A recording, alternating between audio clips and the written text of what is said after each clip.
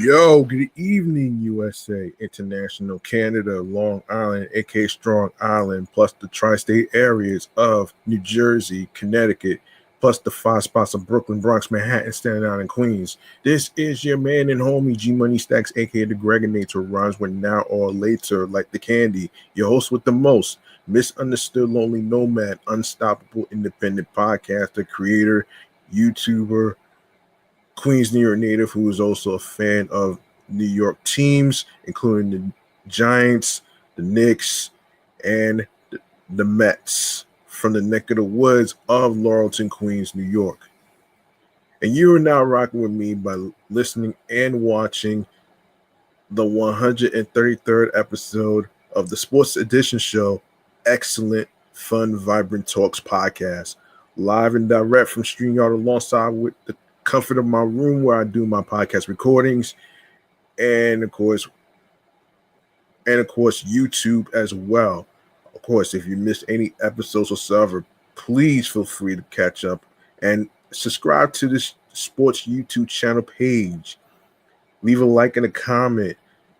You can share the videos with some of your sports friends.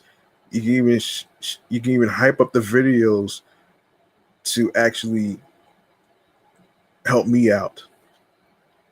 And tell all your friends to subscribe to this sports YouTube channel. I'm trying to really increase the subscribers right now. It's like at 23 at the moment.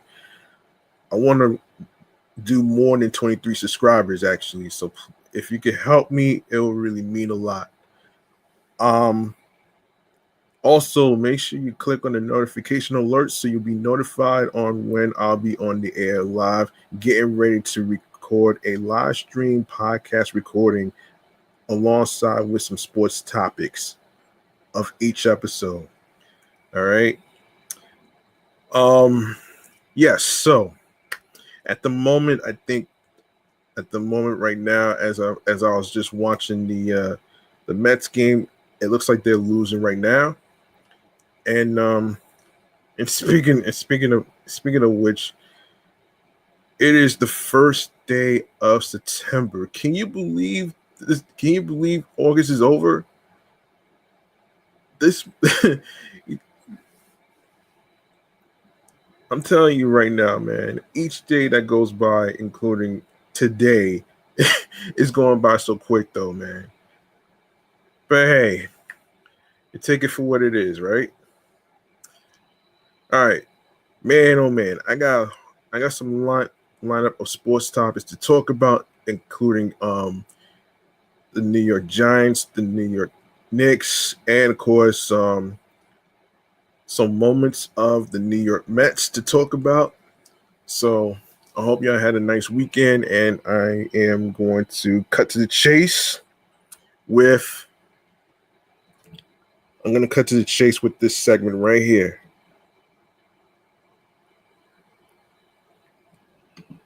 Of the the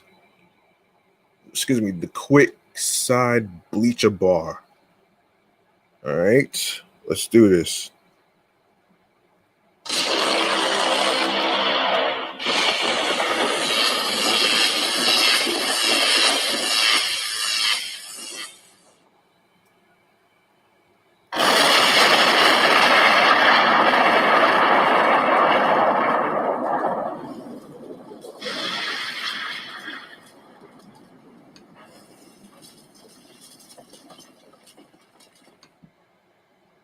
Okay, before I even begin, a little TV program reminder is there's a documentary about Carlos Beltran that's going to air after the Mets post game. So this is basically about the story about Carlos Beltran and how he is going to be retiring his number 15 and everything else in between. So make sure you don't miss out on Carlos Beltran's journey in the documentary on SNY. All right. It airs after the post game. All right. Now that I got that out the way, let's start off with the Giants, the New York Giants, shall we? AKA Big Blue. All right. All right. So,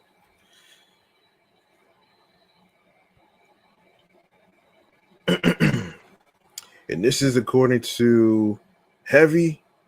And starting off with this, the New York Giants have set their roster ahead of the 2026 campaign, meaning all eyes are on their week one matchup against the Dallas Cowboys.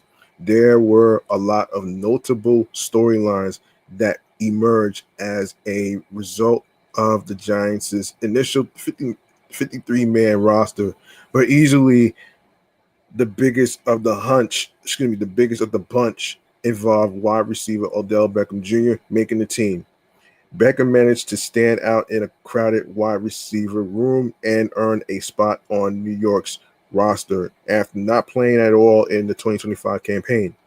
And now that he is officially back with his longtime team, the Giants made an announcement regarding Beckham's jersey number that will surely catch fans' attention.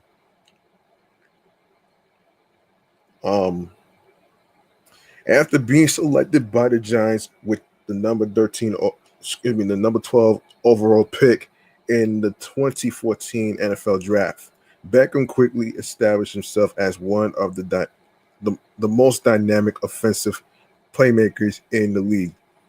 Beckham began his career by rattling off three straight Pro Bowl selections while also earning a pair of Pro All Pro second team honors and the 2014 Offensive Rookie of the Year award.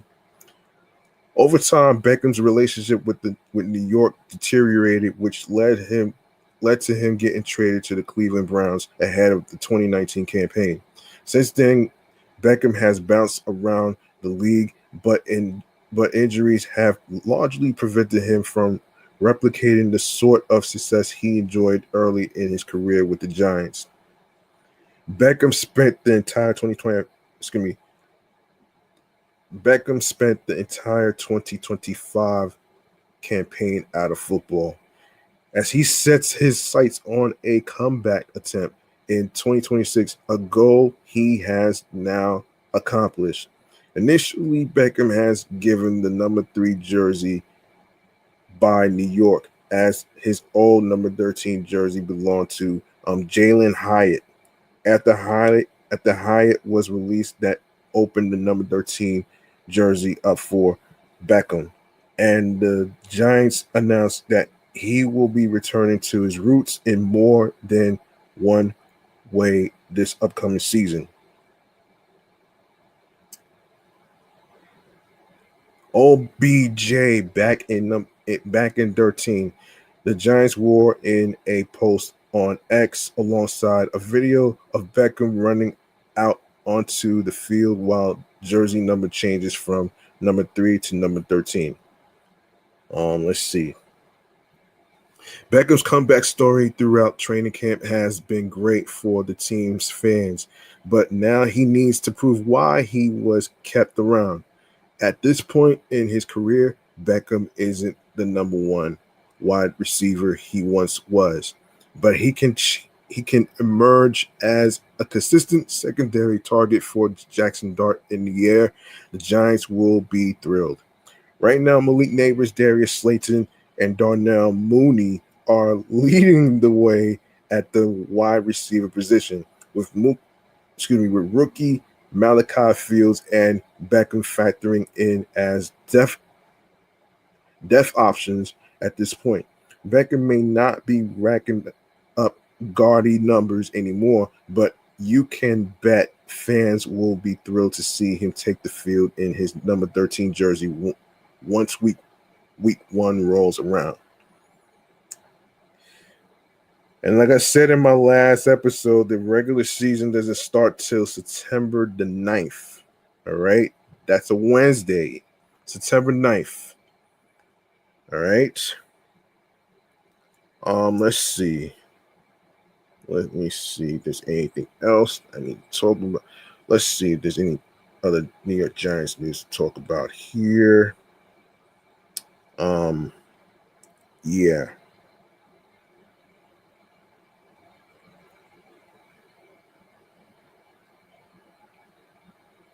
Okay.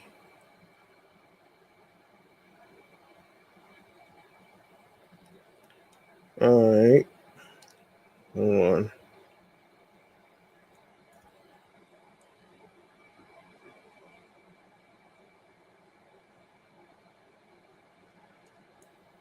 According to Sports Illustrated, the New York Giants filled the remaining 4 spots that had been open on their practice squad by adding receiver return specialist Charlie Jones, defensive back Elijah Jones, offensive lineman Kingsley E.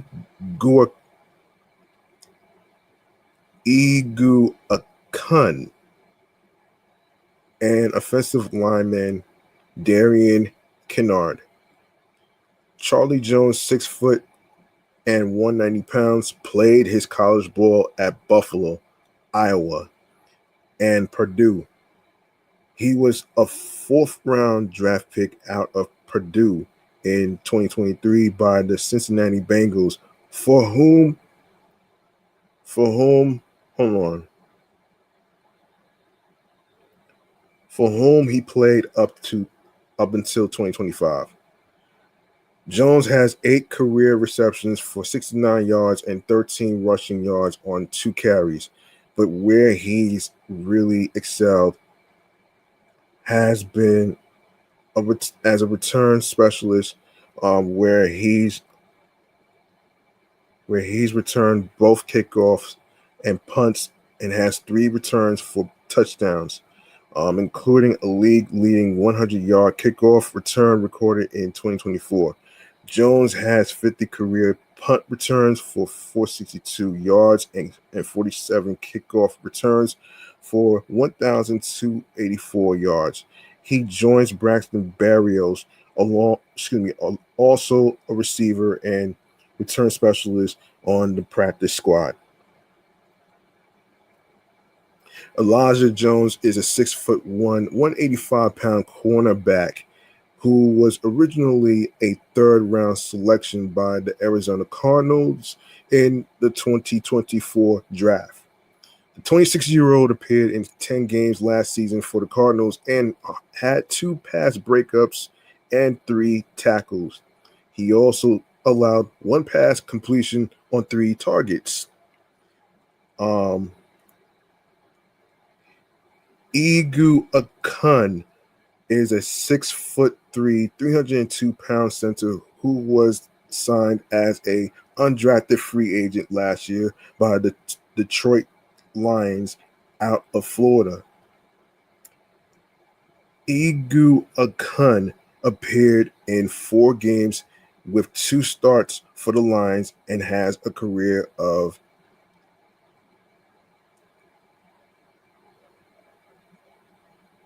PFF pass blocking efficiency rating of 97.2.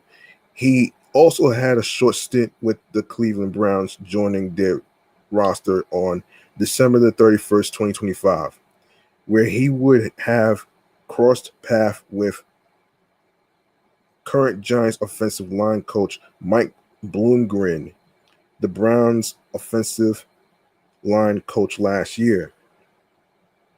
Kennard is 6'5" and 322 pounds, is an offensive tackle who played his college ball at Kentucky. He was originally drafted in the 5th round by the Chiefs in 2022, for whom he played 2 seasons, which includes 2022 and 2023, winning 2 Super Bowl championships. He then went to the Eagles in 2024, with whom he won his 3rd Super Bowl championship. The 26-year-old Kennard was most recently with the Packers last season. He has appeared in 20 career regular season games with 5 starts and has played the majority of his career snaps at right tackle. Yeah. Yeah, it turns out they lost. Anyway, Here is the complete practice squad for now. The Giants get an extra spot for Gerard Gray, who is from the International Pathway Program. All right, so you got wide receiver Braxton Berrios, veteran. Defensive lineman Barton. Um, wide receiver Dalen Cambray. You got Grant Finley. You got offensive linebacker Trace Ford. You have offensive tackle Gerard Gray, quarterback Jay Hayner, wide receiver Jalen Hyatt, veteran, defensive,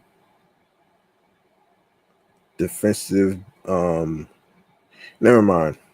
Raheem Lane, linebacker Chandler Martin.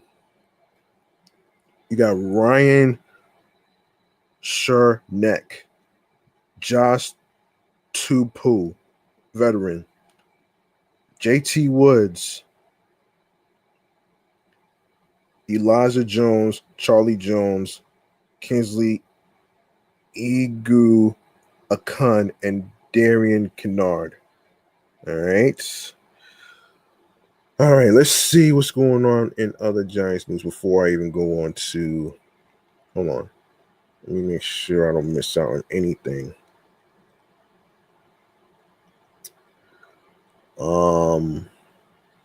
Let me see.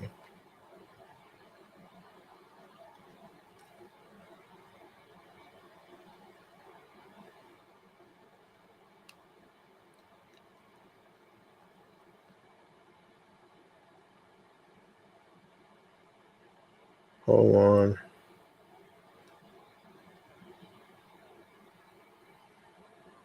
All right, let's go on to some basketball news, shall we?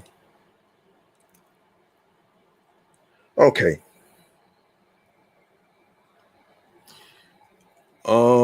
According to Sporting News, there has been some discourse surrounding Kevin Durant's comments regarding an MVP being worth more than a champion. That snowballed into an interesting discussion about individual awards, including points made by Tracy McGrady that he agreed with Durant's sentiment.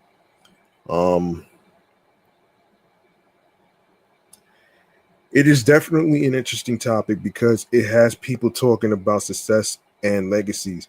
In the 2025 to 26 season, Shai Gilgeous Alexander ran away with the regular season MVP, but Jalen Brunson managed to win the 2026 Finals MVP by leading the New York Knicks to their first title in 50. It's 53. It's really 53 years, man, not 52. Okay. Let me see. So for the Oklahoma City Thunder, SGA has cemented himself as the best player. He's also the most recent Finals MVP before Brunson. So everyone knows what the title meant for him too, considering he also won the regular season MVP in the 2024 to 25 season. It is interesting to think about the discourse that started with Durant. Legacy talk is always a big part of the discourse surrounding the NBA. Some awards and achievements just mean more for some people. This time around, it's the regular season MVP when compared to a championship. Of course, every achievement has context that surrounds it. But for a more surface discussion, it seems people will be 50-50 on this topic. Well, former NFL player and one of today's sports personalities, Shannon Sharp, has thrown his hat in the ring with this discourse. He argues that Brunson's championship is more meaningful than SGA's MVP from the 2025 to 26 NBA season. End quote. I think, me personally, I think Brunson's championship is more valuable than Shy's MVP. 53 years in New York, a man his size, guys his size don't lead teams to championships. Not his size. 6'2" Isaiah, 6'2" Steph Curry. This man 6 foot tall. Okay, 5'11" and a quarter, but who's counting? 6 foot tall. He led them. He led them. Sharp said on Nightcap about the championship meaning more. It is certainly a topic that will divide a lot of people's opinions. At the end of the day, they managed to achieve something that only a few people have done in the past. If they can continue to succeed, they will prove they deserve it even more. Yeah. Let's see.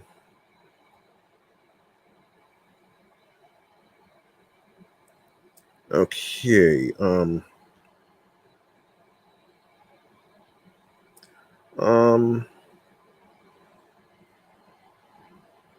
Anything else?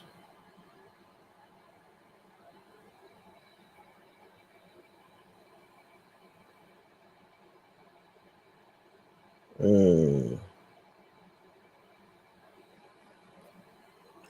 All right. Some more basketball news. Let's see. Some more basketball news regarding the Knicks. Let's see. So, the New York Knicks brought the NBA championship home after a lengthy 53-year wait, and the whole city was on cloud nine, New York, including New York City Mayor Zoran Mondani. Even more than 2 months after the festivities, the celebration is still going on. In a recent heartfelt interaction with a young kid who called him mayor and suggested he could become king, Mandani said he's happy as mayor and noted that New York already has a king, Jalen Bronson. Yeah. It's the mayor, the child says, which prompted Mandani to laugh. What, you are the mayor? You could become king. I'm happy as the mayor. Jalen is the king, Mandani replied, while both of them, including a few other campers, continued roasting their marshmallows on the wood fire. Wow. That sounds pretty fun, though. That sounds pretty fun, though, man. But yeah, after being sworn in as New York City's first Muslim and South Asian mayor in January this year, Mandani has frequently talked about the Knicks and Brunson. He was also one of the first to publicly celebrate the Knicks' finals victory. During his City Hall inauguration earlier this year, Mandani made an interesting reference to the Knicks superstar point guard. And he said, in quote, from those who stride out onto our Broadway stages and from our starting point guard at Madison Square Garden, let us demand the same from those who work in government, Mandani said at the time. Fresh off their win, the Knicks are high on energy and motivation and are looking to repeat their historic championship run this coming season, with Brunson leading the way against another king, LeBron James. The Knicks played the Philadelphia 76ers at Madison Square Garden on October the 20th. Speaking of Jalen Brunson, happy birthday to Jalen Brunson, who turned 30. You know what I mean? And yes,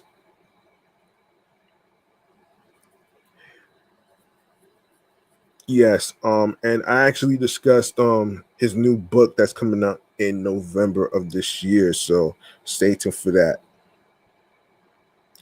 I actually talked about it in 132, so you can check that out as well. Let's see. Let's see. There's any more Knicks stuff to talk about. Yes.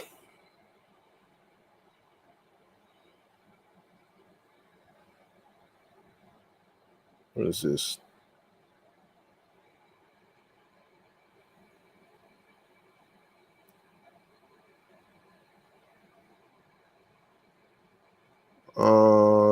righty then.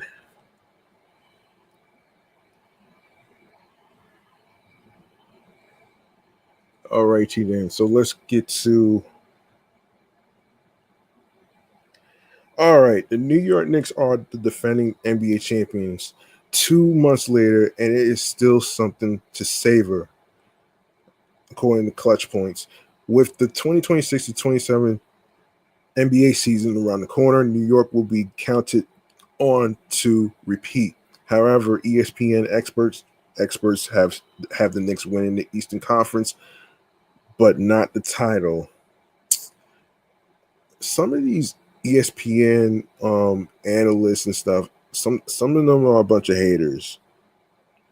Some of them are a bunch of haters, man.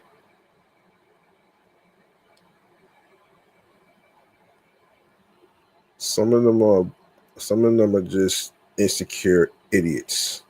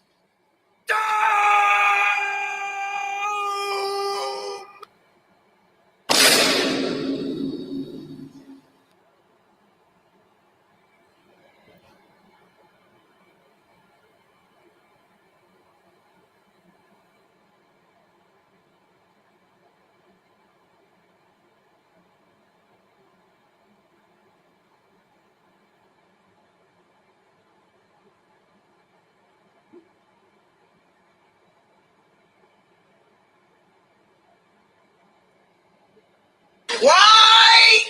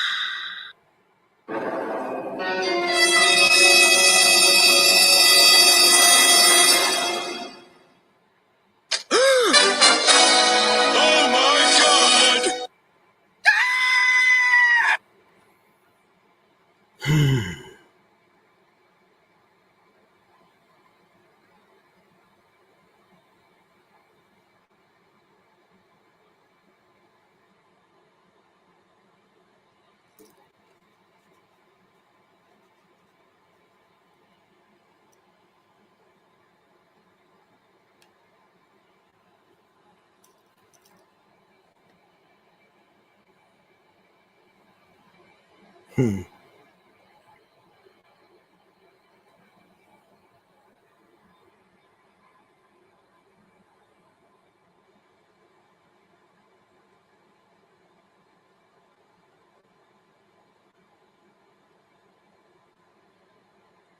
All right. Wait a minute here.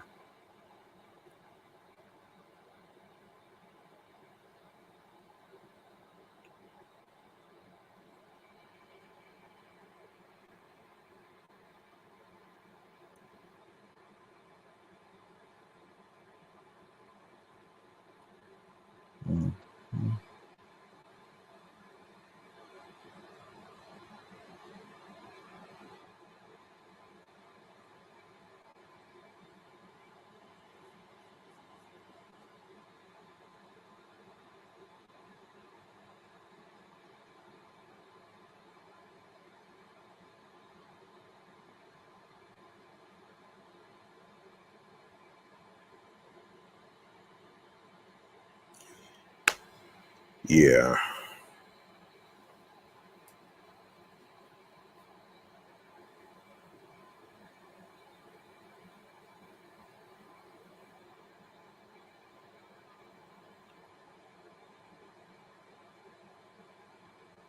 Okay, let me finish where I left off here, actually. Where did I leave off here?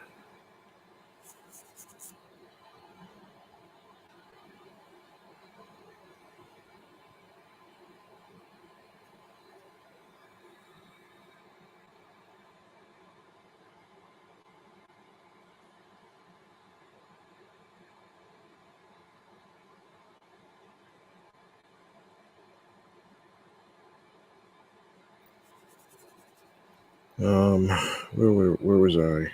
Let me see.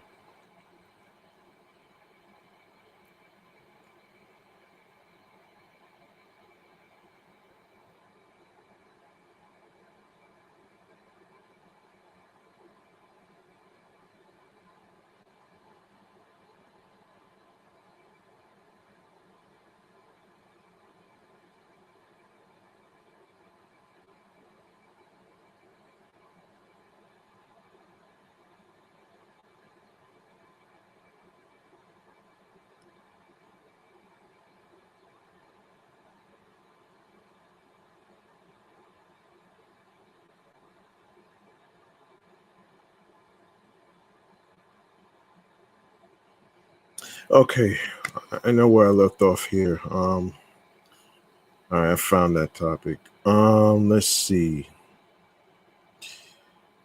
I swear, look, I rarely watch any ESPN, but the way the analyst is just basically talking about how like this is crazy, man. Yeah, there's more. I'm like, this is crazy though, man. This is the craziest shit that I ever heard. Right.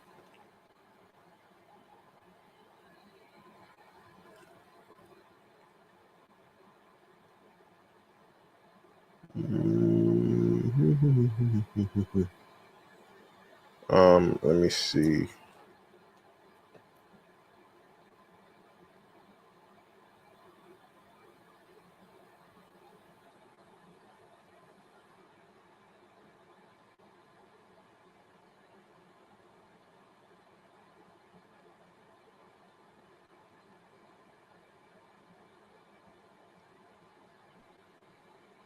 Where was I? All right, all right. Where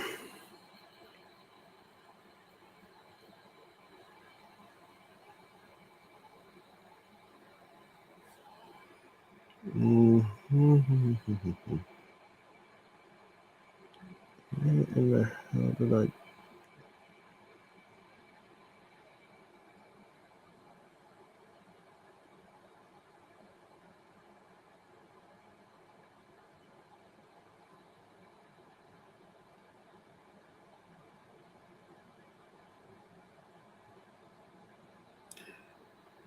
Okay. All right. Instead, the experts have the Spurs, whom the Knicks defeated in the finals, as title favorites, along with the Oklahoma City Thunder. The Thunder led the way with 84 points, and the Spurs with 74 points. Um, the Thunder also won the Western Conference with 88 points. The Spurs came in second with 74 points. Meanwhile, New York is expected to win the Eastern Conference with 68 points. The Philadelphia 76ers come in second with 51 points. According to ESPN NBA insider Tim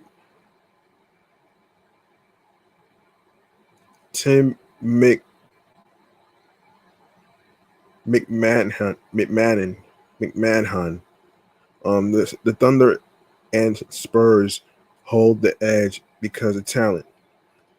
Few forecasted New York to go on a title run last season, but Jalen Brunson led the Knicks on a dominant march to the franchise's first championship in more than 5 decades, losing only 3 games in the playoffs. Nevertheless, the Knicks come in a distant third among the title favorites, according to our panel, trailing the two West Powers that are loaded with um ascending talent.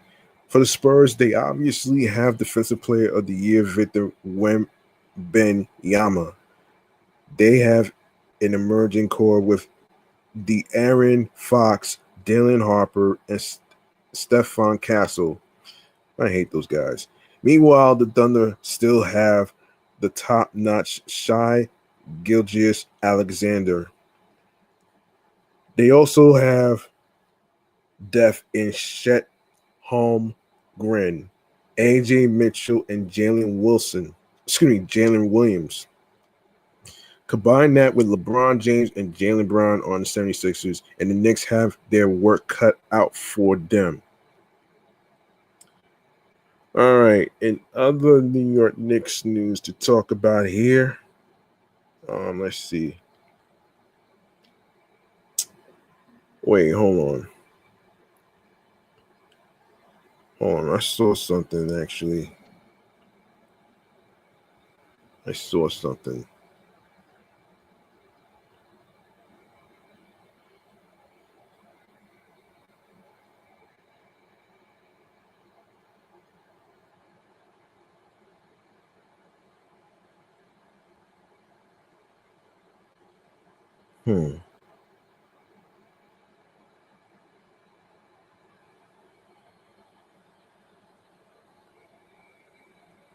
So the Knicks have the 8 best free agents left for Knicks with Nick Richards off the board.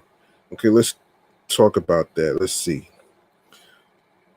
Thursday afternoon, Shams Charania of ESPN reported that big man Nick Richards has agreed to a 1-year deal with the Miami Heat. That's where Giannis is at. The New York Knicks have long been tied to the CAA client, who leaves a mostly barren big man free agent landscape for the Knicks to dig around as they seek to add one more serviceable center into the fold. New York has one more roster spot it can afford and still stay under the second apron, which seems ticketed for big man barring Leon Rose pulling a trade out of his hat over the next few weeks. Here are the best remaining bigs the Knicks could outright sign or invite to training camp for a battle royale.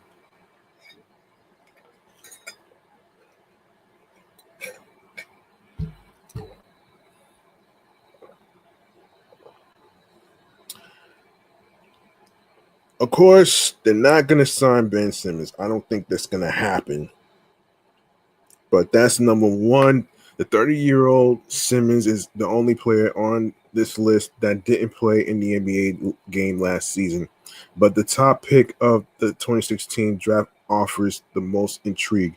He's also someone that we know has fans within the Knicks front office after reportedly offered him a contract last summer. During his last stop with the Clippers, the 6'10" enigma mostly served as a backup center. If healthy, he can be a Swiss Army knife of sorts, serving as an additional ball handler, rebounder, and someone who can play defense. If he's willing to come to training camp on a non-guaranteed deal, it's a risk-free lottery ticket. That's number one. Number two, Tony Bradley. UNC product Tony Bradley has been under a familiar foe against the Knicks over the last few years during his time with Indiana and Atlanta. The 28-year-old split his time with both teams last season and is your prototypical journeyman that is capable of being a regular season innings eater. Bradley has experience on playoff teams, and his 6'10" frame gives him appeal as an end of bench option who can bang in the paint when Karl Anthony Towns or Andre Drummond are resting. He's not at a point where he can scoff at a tryout, so he again fits the mold of someone New York could turn to as part of a camp battle. Well, number 3, Mason Plumlee. The 13-year veteran only suited up in 20 games last season due to undergoing surgery to address an injured right groin in December.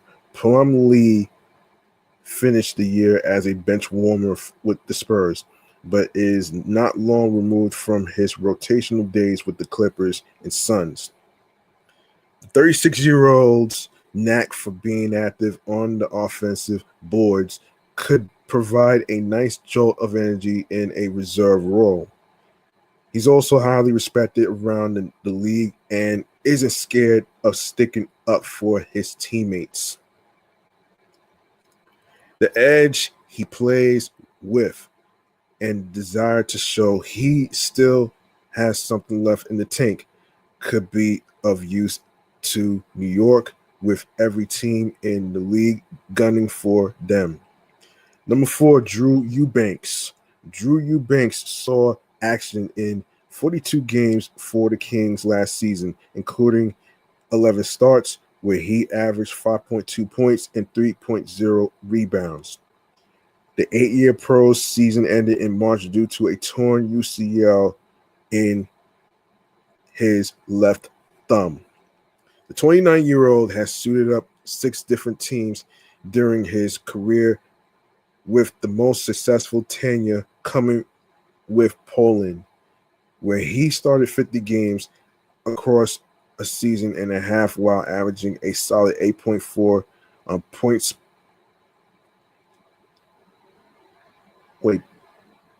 per game and 6.0 rebounds per game.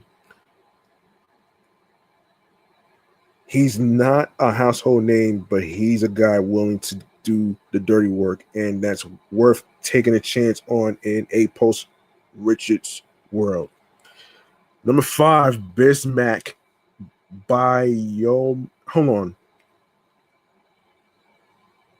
Bismack Biyombo.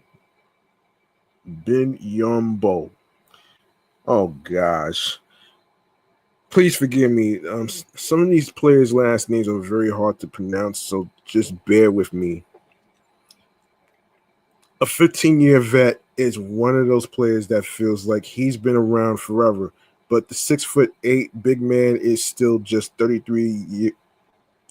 33-year-old and can be trusted enough to soak up regular season minutes. Biyombo mostly served as a mentor for Victor Wembanyama last season in San Antonio. He did, however, start 26 games for the Spurs during the 2024-25 campaign, where he averaged 5.1 points and 5.6 rebounds in 18.8 minutes. That's a sign he has a little gas left in the tank to at least man any emergency center needs for the Knicks during the early part of the year, buying them time to seek a more premium third big.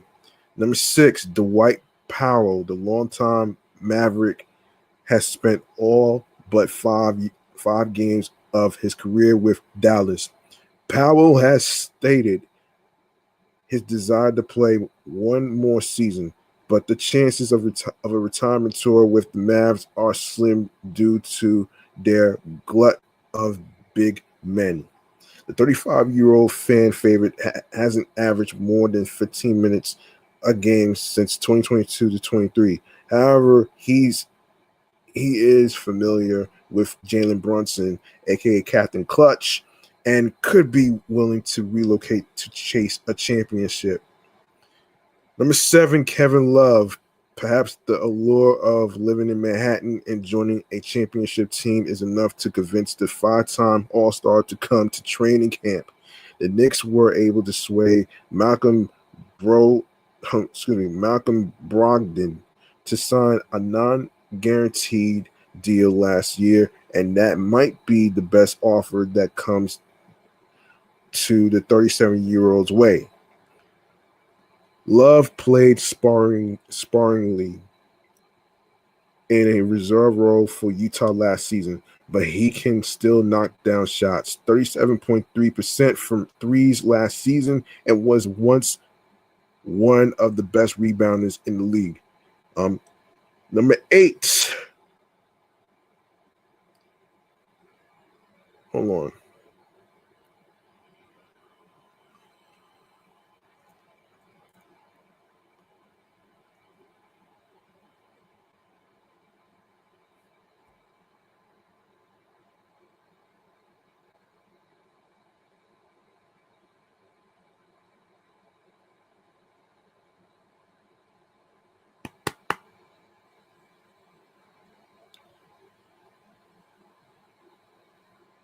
Yes, number 8, Kelly Olynyk. Olynyk averaged 3.2 points and 1.9 rebounds across 8.8 minutes in 42 games with the Spurs last season. The 35-year-old is a career 36.9% shooter from long distance and has plenty of playoff experience dating back to his days with Boston and Miami. The Toronto native is just a season removed from averaging 8.7 points and 4.7 rebounds in 20.3 minutes during his time split between the Pelicans and Raptors.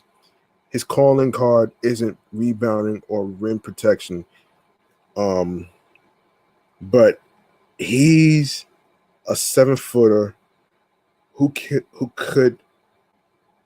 have one more run as a helpful role player. Surely he'd love to end his career with a ring, which has eluded him despite 13 years in the league so far. All right, let's see. Let's see. Let me see if I have any more. Hmm.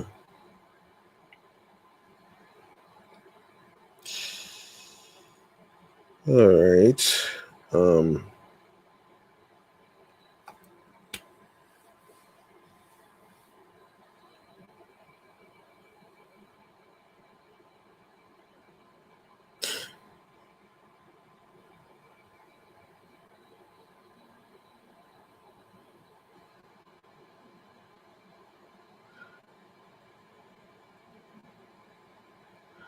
Wait a minute. Wait just a minute. I don't know if I did this one already, but let me see.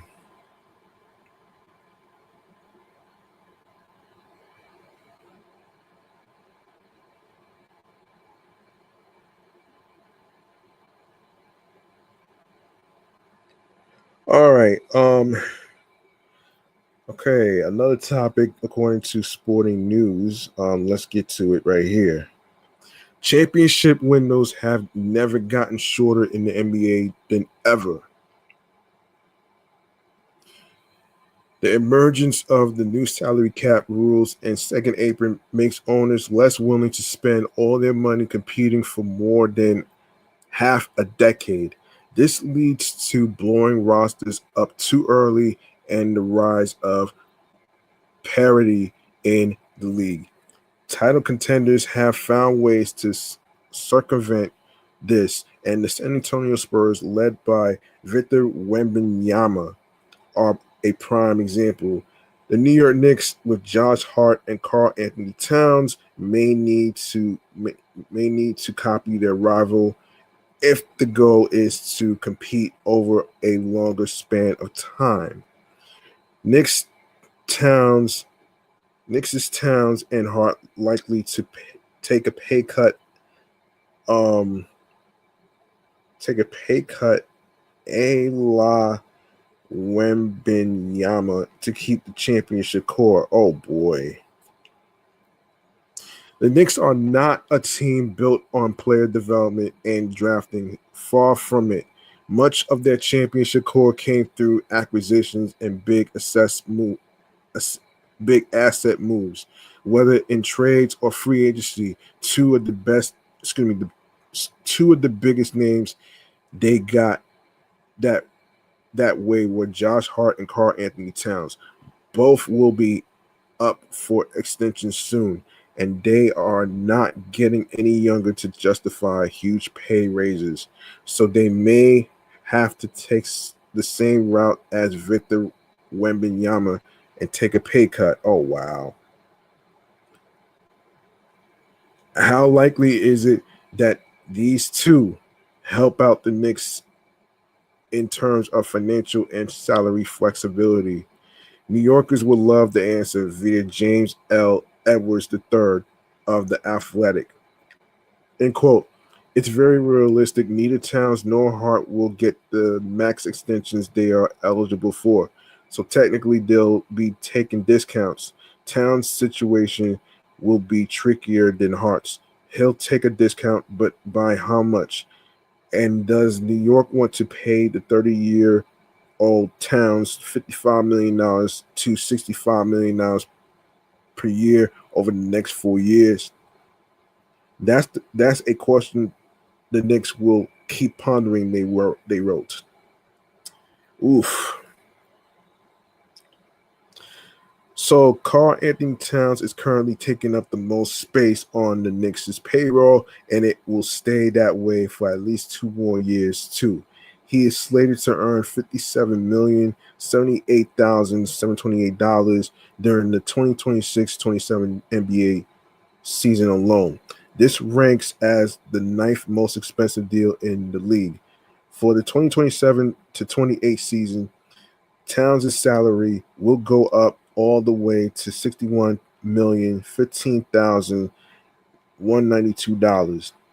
Neither number is the most team friendly if the Knicks still want to compete with Jalen Brunson leading the charge.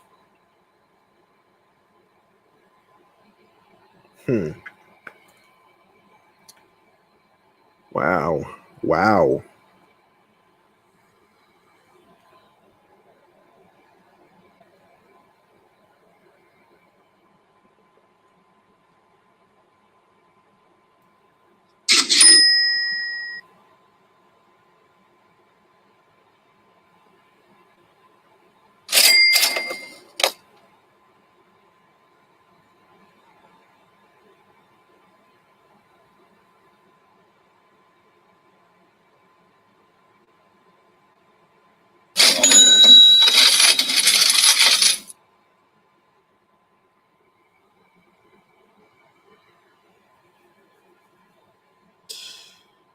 Yeah, let's see.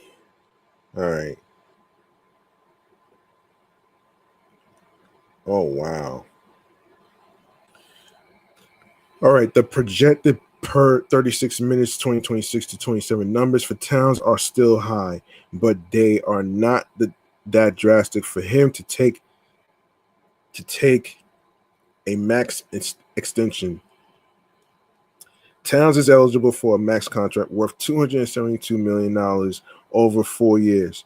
Hopefully, he agrees to terms with James Dolan and Leon Rose that let the Knicks keep their veteran core through the late stages of their prime. And Josh Hart may raise the same worries, if not more, for the Knicks as Towns. But Rose needs to secure him, given how team friendly his deal and play style are.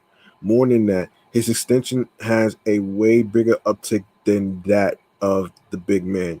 C Hart with C Hart will make $20,923,760 for the 2026 to 27 NBA season. For the last year for the last year of his contract, he is slated to earn $22,375,280. Compared with the broader NBA salary landscape, Hart ranks 89th in contract value. Hmm.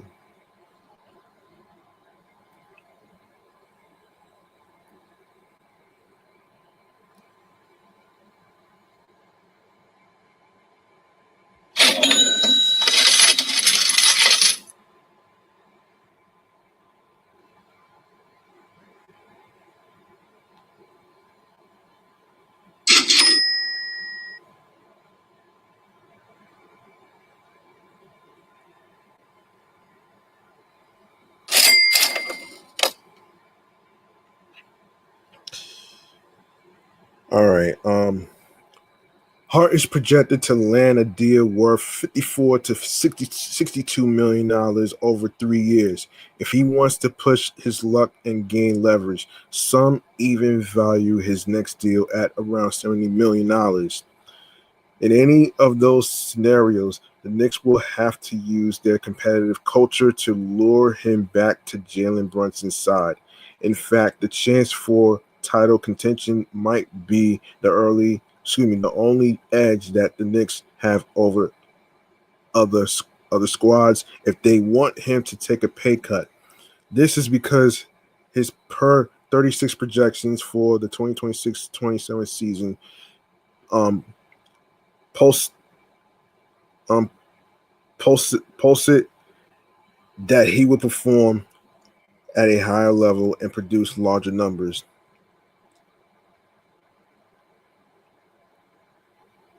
Every team needs a Swiss Army knife, and Hart is exactly that.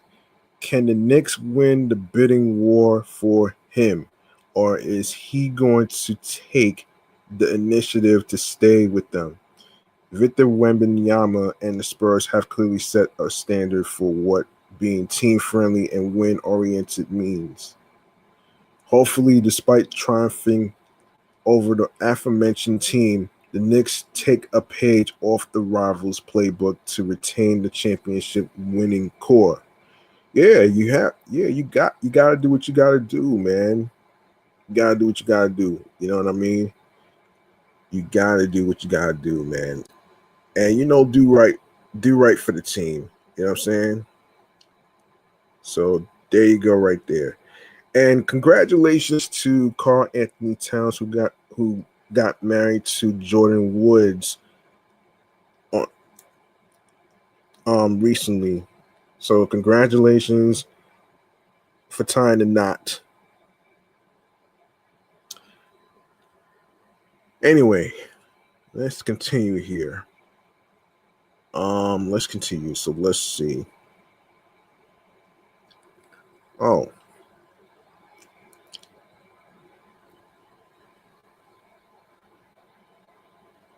Okay, Mo Bamba. Not La Bamba, but Mo Bamba. Lobamba.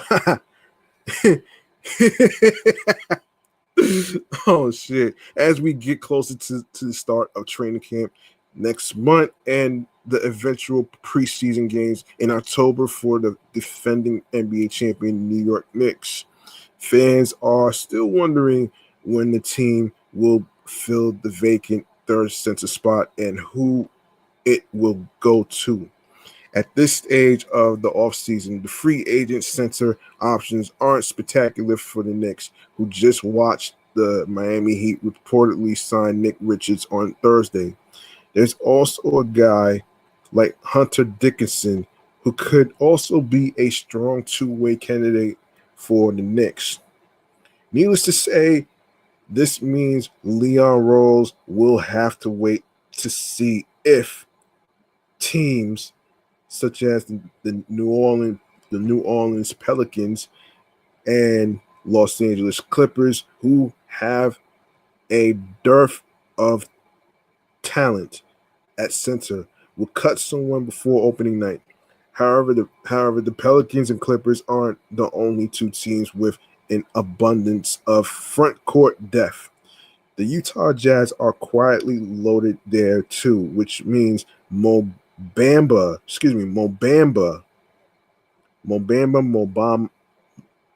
Mobamba, Mobamba, Mobamba, excuse me. For example, how do you pronounce his name? For example, could be the odd man out in Salt Lake City, and that could work in the Knicks' favor. The 28-year-old um, Bamba re-signed with the Jazz on a 2-year, $7.21 million deal in July after receiving a couple of 10-day contracts with the club in the second half of last season. But there are a few stipulations in his contract which could open the door for Bamba to be cut between now and January the 10th of 2027. Shit. That's really fucked up, man. For example, while the veterans center sign a 2-year deal on paper, the first year is non-guaranteed. That's fucking crazy, man. How they want to cut this guy? It's fucking insane.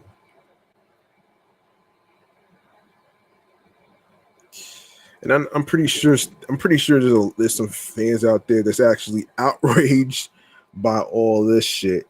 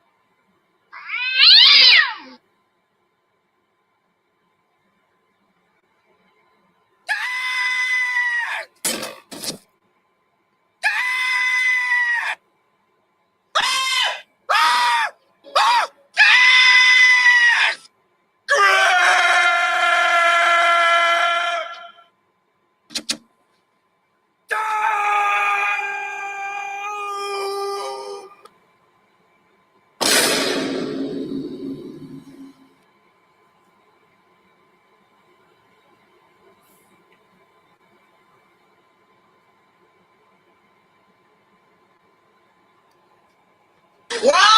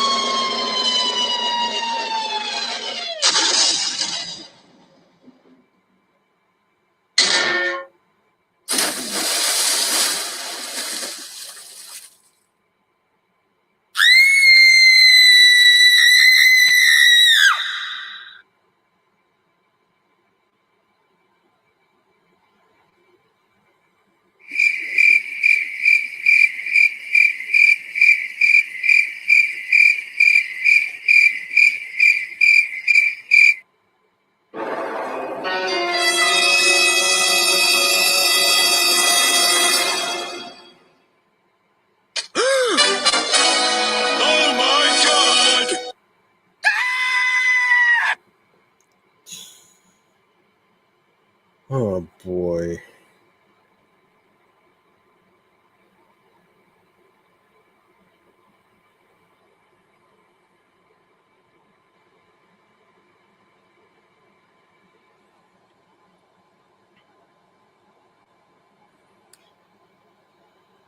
Okay. Additionally, only 200K of the 2026-27 campaign was guaranteed on July 15th. The next guarantee will take place on opening night for $500,000, and it will become fully guaranteed in January. This gives Utah two more chances to shed money from its payroll if it explores a Bomba deal. Bomba split, excuse me.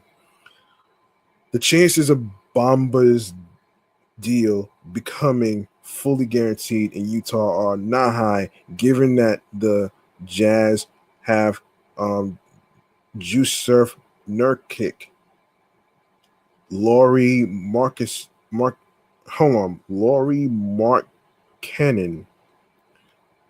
Kyle Filipowski, Ace Bailey, and Jackson Hayes. One could take it a step further and say that Hayes and Bamba have the same skill set as rim protectors and rim runners, setting up the ladder to be cut. That's also the kind of archetype the Knicks need, since they don't have Mitchell Robinson anymore.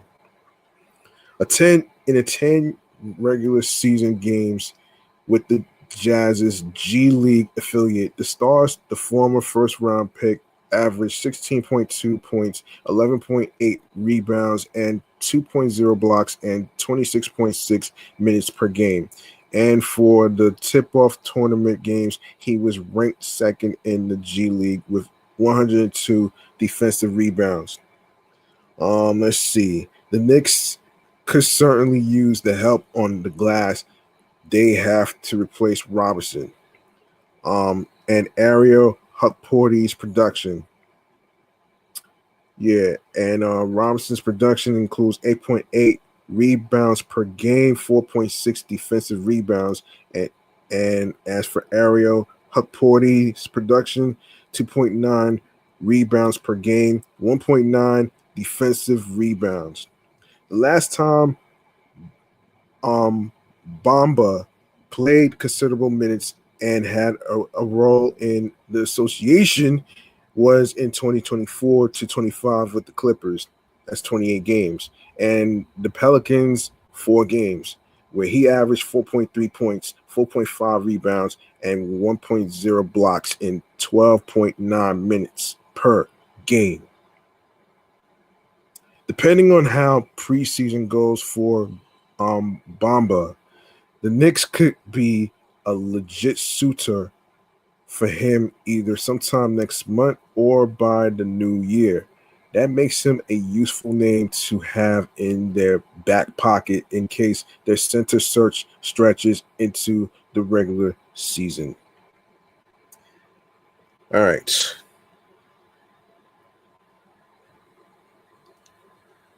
All right. All right. Now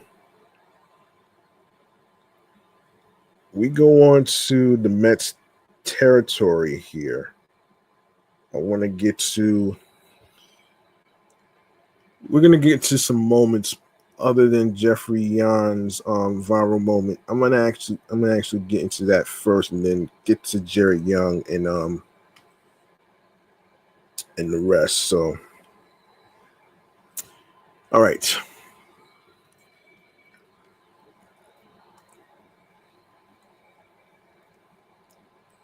Come on.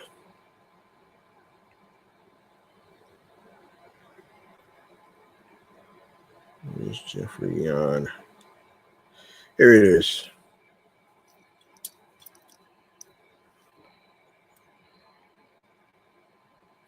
Most recently, Jeffrey Yan made his debut on the Mets, according to the New York Post. Jeffrey Yan celebrated a bit too early. The Mets reliever unleashed his trademark jump celebration for what he thought was a strikeout during the ninth inning of the team's 5-4 win over the Nationals Saturday night at Citi Field. Though it ended up being premature, the pitch was called a ball, and after realizing that, Yan challenged the call.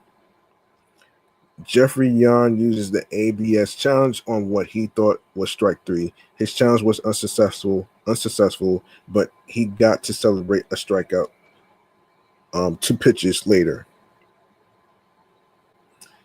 Now that was funny. Mets play-by-play announcer Gary Cohen said. After review, the call stood as a ball. Now that was funny. Play-by-play announcer Gary Cohen. But Yan would have the last laugh. Of course he did. Of course he had the last laugh, man.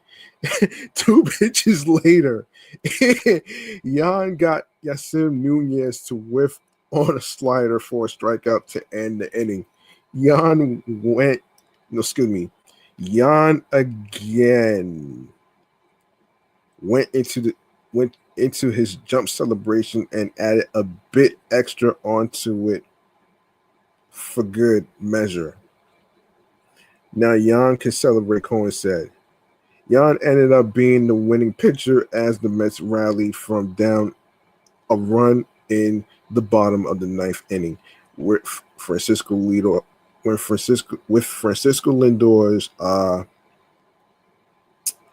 walk-off single, securing the team's 8th win in their last 11 games.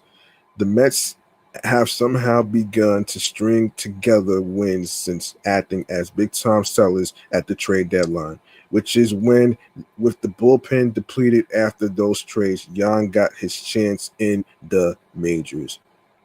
A 29-year-old rookie has given up just 1 run in 5 appearances. His celebration after strikeouts, jumping in the air and then tapping the ground, has gone viral. In quote, with the translator, what he said, in quote, "I am going to enjoy my game any way that I want to," Yan said through an interpreter after his debut, after Guardians fans in Cleveland booed him for the celebration. Let me tell you something, man. You fucking haters. He's just being himself, man. He has the type of energy that he's showing. Like you feel what I'm saying? Let him be himself, man. Like, why in every baseball game there's always got to be so much hatred going on, man? Like, can we just listen, man?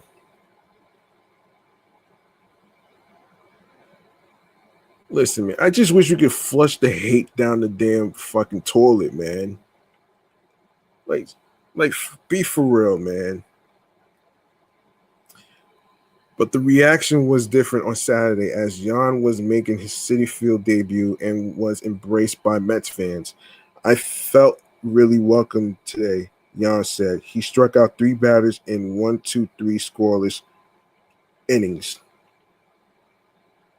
pitches, and there were 4 celebration dances, including his incorrect one. Well, he's just having fun, man. Let him have fun. He's just having fun, man. Like, stop the hate, man.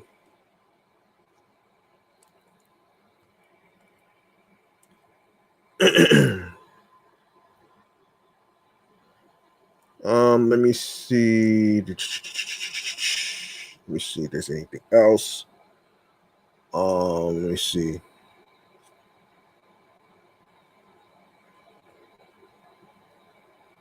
Let me see.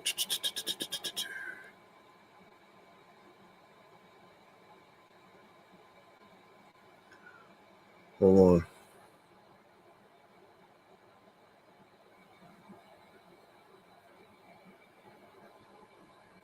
Okay.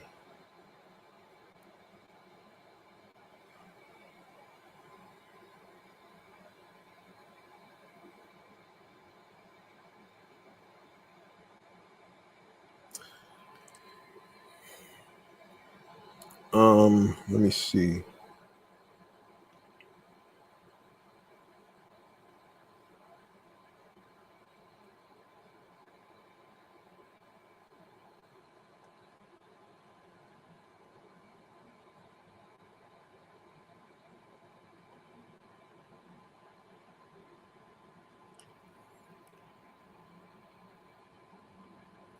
Hold on 1 second here.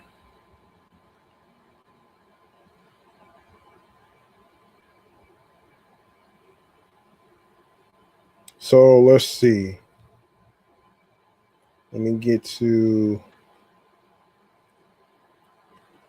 All right. Most recently, you probably didn't hear this, but in a last-ditch effort to save some money and ease the impending logjam in the outfield, the Mets placed veteran center fielder Luis Robert Jr. on waivers this past Saturday in hopes of another team potentially stepping up and taking on the remainder of his salary. It worked. The Baltimore Orioles claimed the 29-year-old, as first reported by MLB.com on Monday afternoon, and will pay off the remaining $3 million of his base $20 million salary this season in either the $20 million team option on his deal next season or a $2 million buyout. The oft-injured outfielder who missed 3 months earlier this season due to a back injury was made available at the trade deadline but posted a paltry .347 OPS in the 7 games leading up to the August 3rd marker. On Saturday, the Mets tested the waters to see if there were any takers by putting him on waivers. He slashed .288, .347, .576, .922 OPS with 6 home runs and 11 RBIs over his last 21 games. Placing a player on waivers is a common move across Major League Baseball this time of year. A player must be on a roster by September 1st to be eligible to play in the postseason, and with trades barred following the deadline, waivers are a way for teams to get rid of high-priced, underperforming veterans in hopes that a contending team would take a chance on a potential low-risk spark. The Orioles, led by another Met in slugger Pete Alonso entered Monday night's action just one game behind the Cleveland Guardians for the third and final American League wildcard spot. You know, Moneyball Stearns made a huge fucking mistake by letting Pete Alonso walk. He made a fucking boneheaded mistake, man. And he will regret this shit for years to come.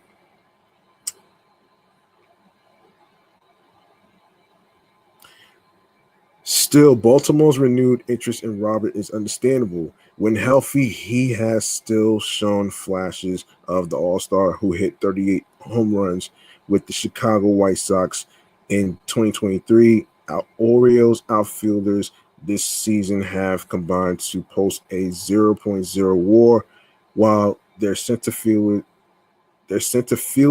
own a 652 OPS that ranks 24th in the majors. For a player who was such a big part of David Stearns, actually Moneyball Stearns' plans for 2026, along with Jorge Polanco, whose goose is cooked due to a left ankle bursitis. He's on the 60-day injured list. Marcus Semien and Bo Bichette, Robert became obsolete despite his 3-week resurgence. Rookies Carson Bench and AJ Ewing have established themselves as the future of the Mets' outfield, joining Juan Soto. Speaking of Juan Soto, before I go on to the next topic, he did make his return, but he's probably going to be playing 2 games in left field. Because he recently just came back from a calf injury. A calf injury that's so fucking serious, man. This is not a joke. It's not something you play around with. All right? All right. Now, Jared Young. Jared Young is one of the few members of the Mets organization to benefit from the Pete Alonso drama and the subsequent disaster that was their situation at first base. The veteran first baseman who had just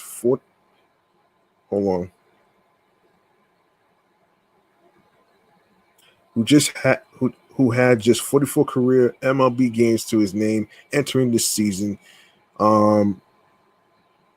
is making a case to at least be in the Mets' first base conversation moving forward, a constellation of sorts after the failed Jorge Polanco experiment.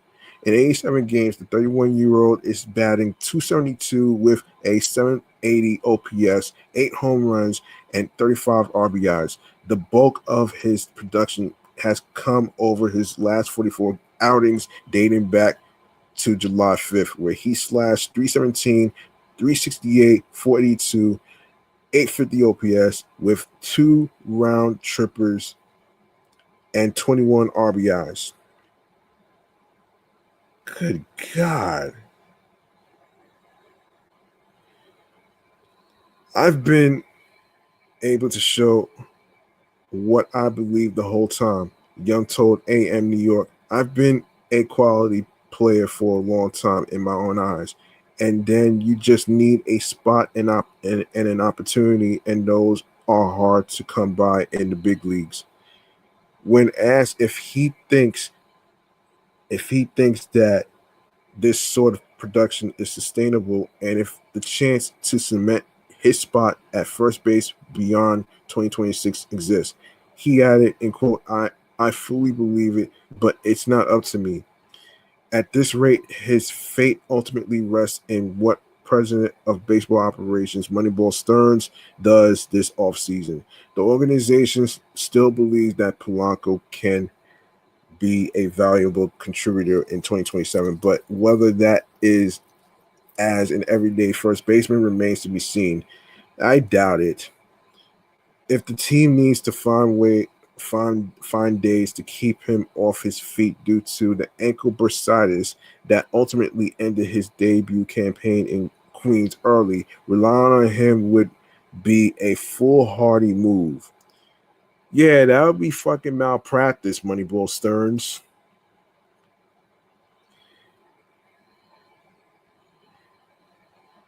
Another in-house option does not appear readily available. Mark Vientos struggled mightily when he was healthy, making his coming out party of 2024 appear more like a mirage than anything. Prospect Ryan Clifford, who was supposed to be the heir apparent at first, has seen his value plummet due to an alarming high strikeout rate in AAA. Free agency funded by Steve Cohen always remains a quick fix to the problem. Still, Young should at least be in the conversation. He worked too hard for this opportunity to relax and feel like he's earned it. Interim manager Andy Green said of Young, "We'll offer him some real positive reassurance based on what he's accomplished this year. But keep going, man. Keep going, man. Keep working. Keep the nothing's earned mindset. Look up in a decade from now, and you'll have had a great career." Listen, speaking of Mark Vientos, he did come back from a major injury, and he did hit 3 home runs in AAA, and he previously hit a home run after he came back while I was watching the game yesterday. Actually, so that's pretty good though. That's pretty dope. That's pretty dope for him. Let's see. Let me see what else. What else can I talk about here?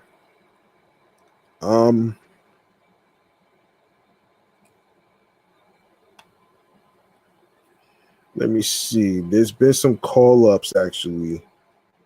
Let me just. I'm not gonna. Let's get to Jonathan. Let's get to Jonathan actually.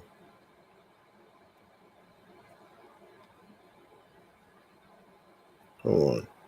Let's get to Jonathan. Okay. Hold on. So Jonathan is making it nearly impossible for the Mets to keep him down in AAA for the remainder of 2026, even if it might be the best course of action for the young developing arm. With Robert Stock struggling in the number 5 role and with nothing else to play for, the 23-year-old right-hander continues to make his case as to why he should finish the year up in the big leagues. By the way, Stock got his first win, actually. He did get his first win in yesterday's game, actually. So yeah, there you go. Tong was masterful on Saturday night, allowing just 1 hit across 7 scoreless innings of work for AAA Syracuse, striking out 8 while walking just 2. And quote, "I think we're glad to see those results from Jonah," Mets interim manager Andy Green said. "Looked like the fastball had real life, which is really encouraging. He was winning at the top of the zone. The ball was really jumping out of his hands." After struggling with command for large portions of the season, it appears things are now under control. Tong has a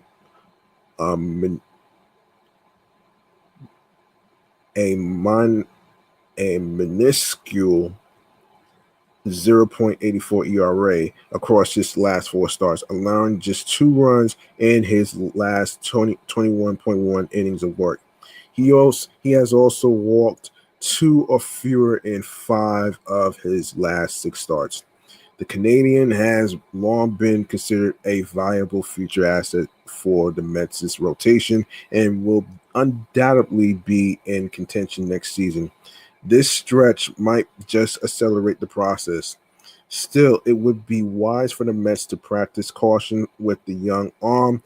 He was called up out of desperation last season in hopes of saving New York season, and he posted an ERA 7.00 in 5 appearances.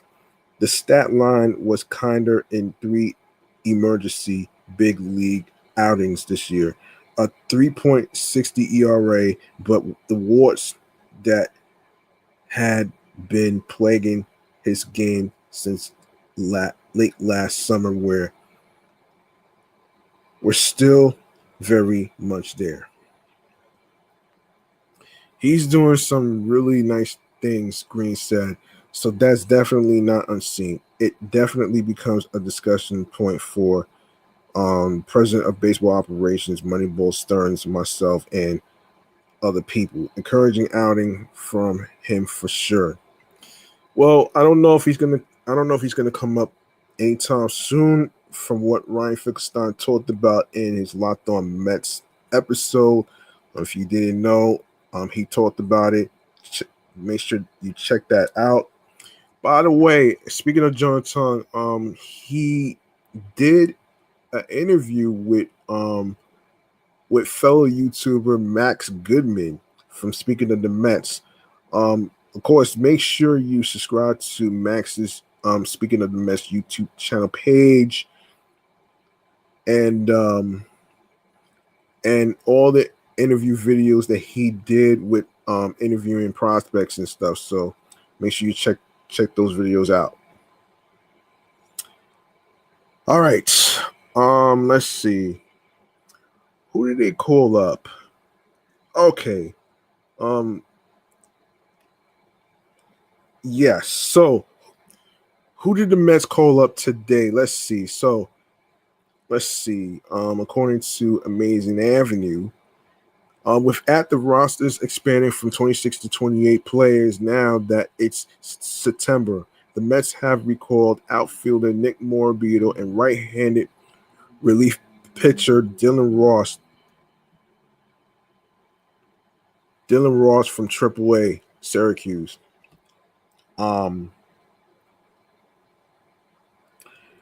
Morabito made his major league debut in a brief stint with the Mets earlier this season. He went without a hit in 12 plate appearances over the course of the 5 games in which he appeared. In Syracuse, though, he's hit 254, 355, 388 with 13 home runs and 42 stolen bases in 46 attempts. That line is good for just a 96 WRC plus given the context of the International League. Also, I did see Dylan Ross in the bullpen earlier while I was watching the game. Of course, Dylan Ross has yet to make his major league debut. Drafted by the Mets in the 13th round in 2022. He made his professional debut with 1 appearance in single A in 2024 before throwing 54.0 innings with a 2.17 ERA and a 3.32 across high A, double A, and triple A stints in 2025. This year, he's thrown all but a few of his innings in Syracuse, and he has a 6.94 ERA and a 5.90 FIP in his time at that level. His walk rate 7.68 per 9 or 16.8% has been a significant problem, and he's given up quite a few home runs. Oof. Wow.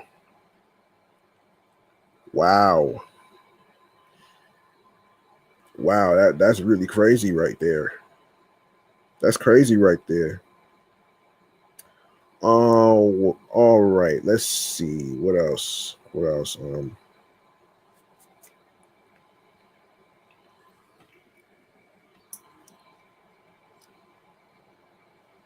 me see.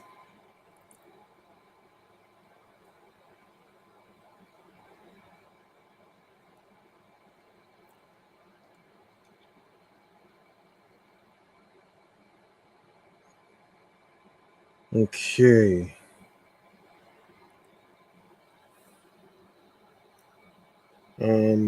What else?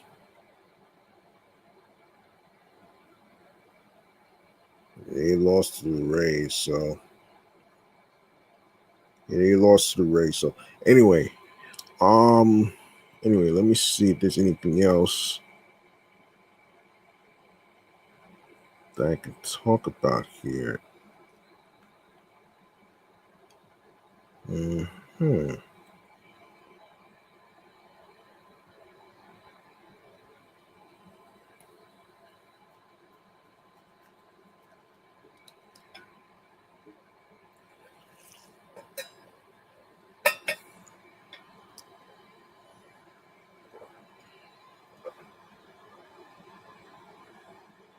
Okay. All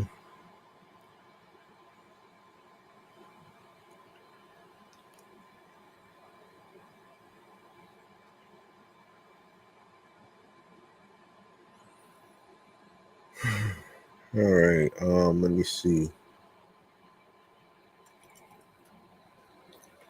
The hell?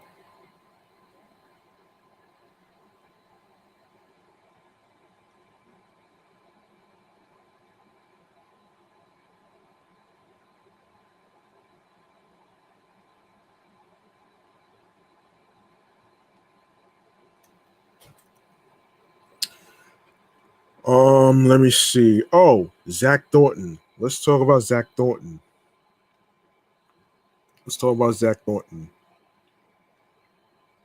That's one of the moments I wanted to talk about too. So let's get into it here. And this is from AMNY. So navigating through heavy traffic, Zach Thornton keeps on collecting quality outings, and it's now has him off to one of the best MLB starts by a Mets pitcher ever. The 24-year-old rookie southpaw limited the NL best Milwaukee Brewers just to one run across 6 innings in the Mets' 3-2 victory despite allowing 7 hits. His knack for working out of jams, which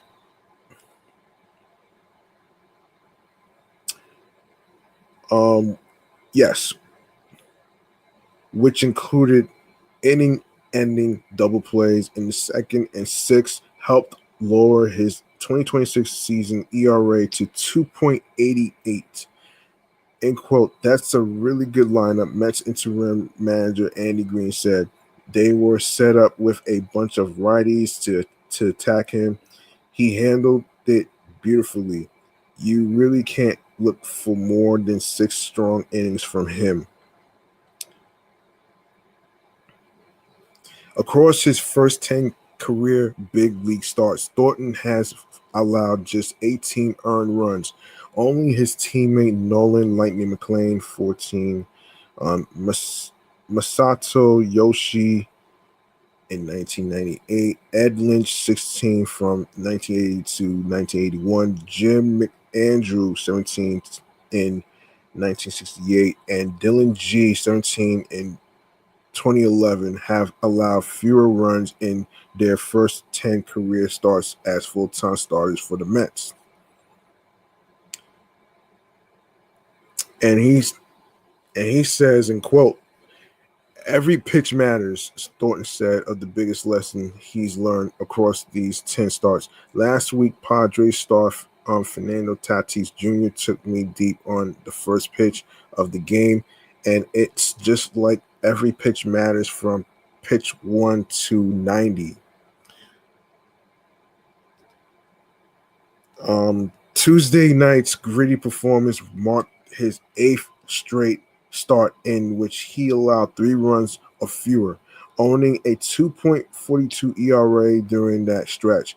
He allowed a pair of leadoff singles in the third, but wriggled out of it to keep the game scoreless. Then finally broke when William Contreras, who led off the fourth with a double, came in to score on Luis Lara's 2-out single. But he rebounded to retire 6 of the final 8 men he faced. and solo home runs in the 5th and 6th innings by Francisco Lindor and Luis Robert Jr. had him in line for the win. You kind of just got to look at their swings and basically kind of find the holes yourself throughout the game, Thornton said. We have plenty of scouting reports, but we're doing our hardest to miss their barrels. For me, it's always just doing what I do best, and that's throwing strikes. Austin Warren ultimately blew the save opportunity in the ninth, but not before Lindor's heroic diving catch with the bases loaded and 2 outs to preserve a 2-2 scoreline and force extra innings. Brewers third baseman David Hamilton's throwing error on a Christopher Morel grounder allowed Lindor, the ghost runner, to score the game-winning run in the bottom of the 10th. Thornton's emergence as a bona fide frontline starter has been a pleasant surprise for an organization with a ton of work to do this winter, especially in a rotation that has Nolan Lightning McClain, Christian Scott, who got pushed to Friday start, and Sean Manaea projected to be concrete options in 2027. Jonathan could be on the cusp of leaping the big leagues full-time next season as he continues to figure things out in AAA. Other top prospects, Jonathan Santucci and Jack Weninger, are brewing down in Syracuse as well. He is who we thought he was, Green said, in quote. He's a fearless competitor who doesn't care who gets into the batter's box. He might give up a home run on the first pitch of the game, and then the rest of the game, he's going to do what he does.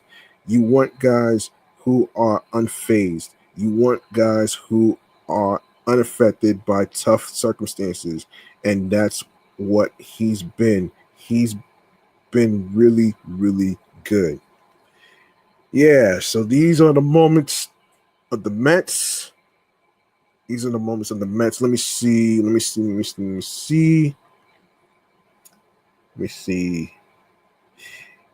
Oh.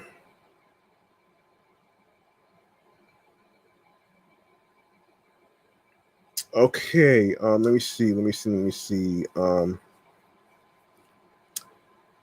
right. Let's go down to. Hold on a second. I want to do this.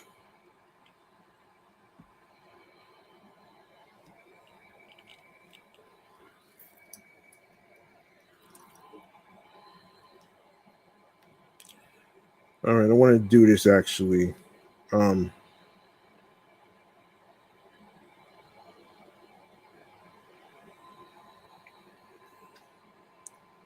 Okay.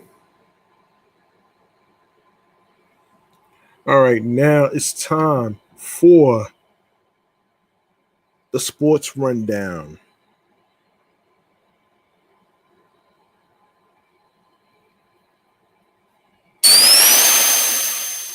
This is where I actually talk about what's going on down on the farm in terms of the players in the Binghamton Rumble Ponies, the Syracuse Mets, and of course the Brooklyn Cyclones. So let's start off with the Syracuse Mets, shall we? Let's see. So yeah. Okay, so behind Jonathan's near no hit bid and offensive dominance, the Syracuse Mets swept a doubleheader against the Lehigh Valley Iron Pigs on Saturday at Coca-Cola Park, shutting out Lehigh Valley 6-0 in the opener before rallying for an 8-7 victory in the nightcap. Syracuse broke through in the third inning of Game 1. Zach Short launched a solo home run to left field before DeAndre Smith followed with a solo shot of his own, giving the Mets a 2-0 lead. Later in the inning, MJ Melendez hit a 2-run homer to left center field, scoring Mark Vientos and extending Syracuse's advantage to 4-0. The Mets added another run in the fourth. Nick LaRusso and Hayden single to begin the inning before DeAndre Smith grounded into a force out that allowed LaRusso to score, making it 5-0. Mark Vientos capped the scoring in the seventh with a solo home run to center field, his second homer of the game, giving Syracuse a 6-0 lead. Jonah Tong was 2 strikes away from a no-hitter. Tong posted a complete game, 1 hit shutout with 8 strikeouts. The Mets fell behind early in the nightcap as Lehigh Valley scored 4 runs in the bottom of the first. A pass ball allowed Otto Kemp to score before Colby Thomas delivered a 2-run double. Peyton Henry followed with an RBI single to give the Iron Pigs a 4-0 lead. Syracuse responded with 5 runs in the second. DeAndre Smith drove in Nick LaRusso with a single before Zach Short doubled home Sean Ross and Smith to cut the deficit to 4-3. Nick Morabito then launched a 2-run homer to left field, his 13th of the season, and putting the Mets ahead 5-4. The Mets added another run in the third. MJ Melendez doubled before DeAndre Smith reached on a single and a throwing error, allowing Melendez to score and extending Syracuse's lead to 6-4. Lehigh Valley regained the lead with 3 runs in the fourth. Robert Moore tripled before scoring on Cameron Misner's 2-run single. Misner later scored on a wild pitch, putting the Iron Pigs ahead 7-6.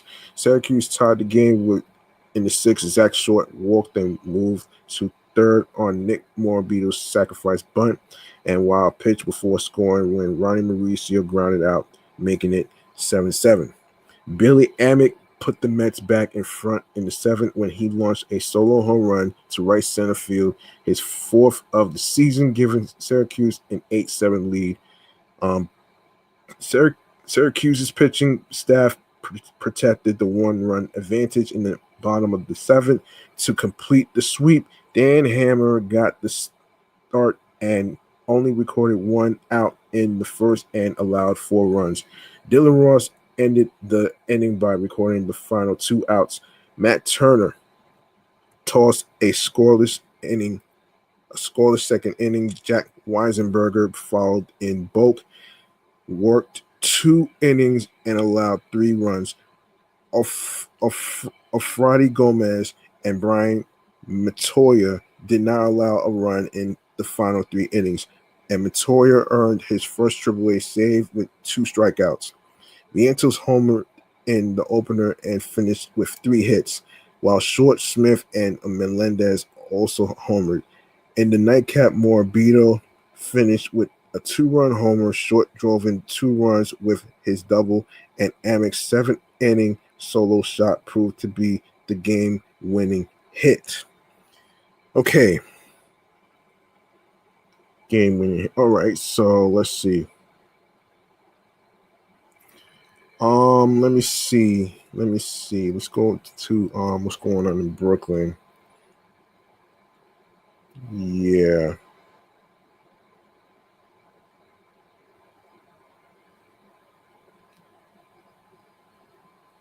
Yeah, let me go to okay.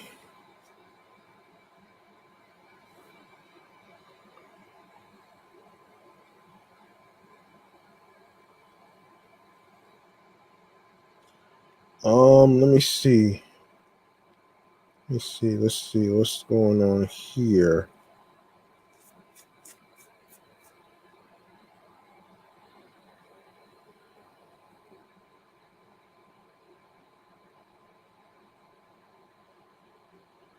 Let me see. Let me see this. All right. I know what I'm gonna do. Okay.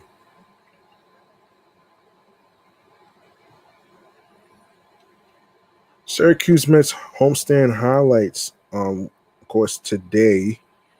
The week starts with a Cheesery Taco Tuesday at MBT Bank Stadium featuring $10 all in tickets. It's the cheapest way to see a game all season. All fans can enjoy 3 tacos for just $14.50, and that includes chicken, beef, or vegetarian options available. And tacos can be purchased from the carts on the first and third base sides.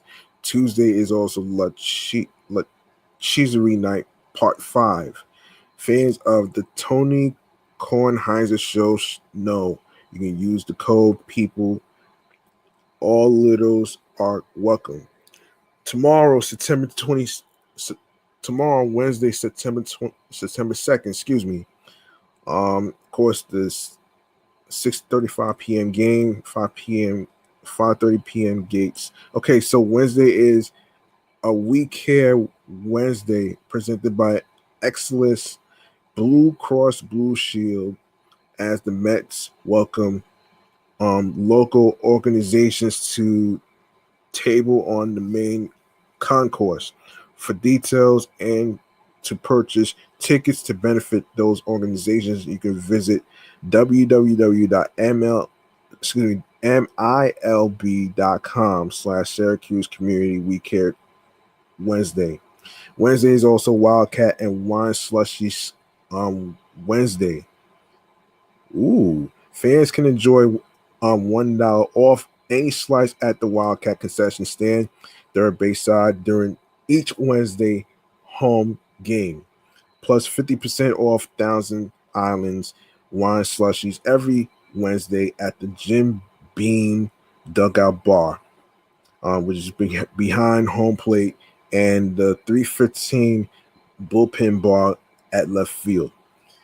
Thursday, September the 3rd. This week's Dollar Thursday is College Night and SU Athletics Night presented by SU Athletics.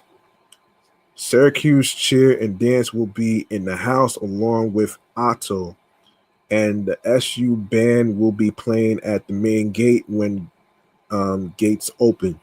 DJ Showcase will be in the house and playing in the 315 Bullpen Bar as part of the Chevy All-American Live Music Series. Dollar Thursday is still the greatest invention in the history of baseball. Fans can enjoy $1 Coca-Cola fountain drinks, $1 souvenir in the team store, $2 Hoffman hot dogs and conies, 4 per transaction, and with $3, 16 ounces.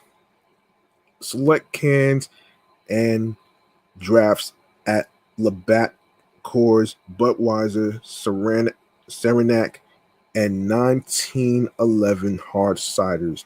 All Dollar Thursdays are also presented by 95X. Friday, September 4th. Friday is Geddes Federal Savings and Loan Association Night, and this fizzy fireworks Friday will feature an early 4:30 p.m. gates open and live music by the band AMP. Be there early for a special Syracuse Mets 150X United States 250 commemorative coin giveaway for the first 1,000 fans in attendance. On Fizzy Fridays, special beverage ticket packages are available to fans 21 and older.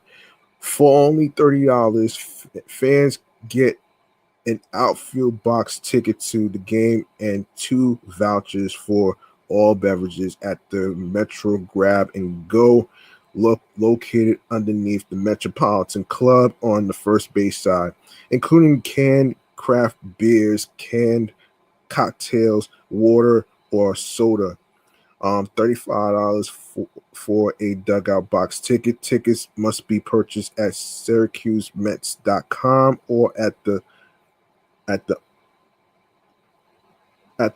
on Onondaga coach ticket office at the stadium. After the game, fans can enjoy a post-game fireworks extravaganza.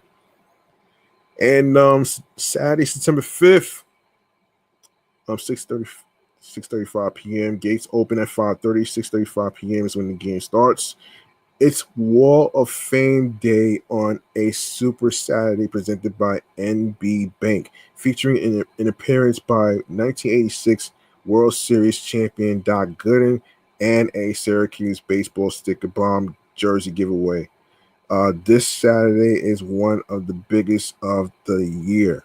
The Mets will induct their 2026 Wall of Fame class featuring inductees Dom Leo, Randy Mobley, and Tony DeVivo in the morning and honor them with a pregame ceremony prior to first pitch.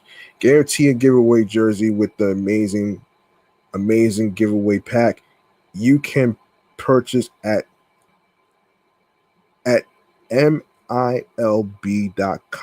www.milb.com/Syracuse. Tickets, amazing giveaway pack. Stick around post game for a firework extravaganza. And then finally, Sunday, September 6th, gates are open at 4:30 p.m., 5:35 p.m. game start. It's a Labor Day weekend, late night with your Syracuse Mets. Celebrate the holiday as gates open at 4:30 p.m., a 5:30 p.m. first pitch, and fireworks after the game. Every Sunday is Kids Eat Free Family Sunday. Kids 12 and under will receive vouchers upon entry for a free Kids Hoffman hot dog, a bag of chips, a 12 ounces Coca-Cola fountain drink, and a Kids ice cream. All week long, Sin Bun will be serving food out of the Cisco Local Eats concession stand. Hold on.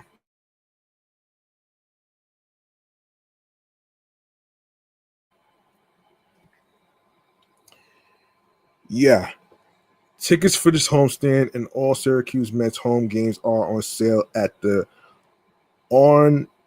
Daga Coach ticket office at NBT Bank Stadium during regular hours, Monday through Friday, 10 a.m. to 5 p.m. Over the phone, 345. You can call 315-474-7833, or you can go to SyracuseMets.com. So there you go, right there, man. Now let's go to the schedule. I want to go to the schedule actually. I'm not gonna have time to get to the Binghamton Rumble Ponies, and so let's get to the schedule for the New York Mets. Since September is already here, I want to get to it. Let's get to it.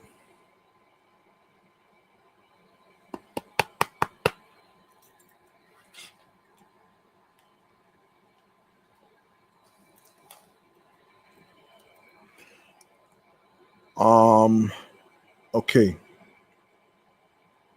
All right, let's get to this.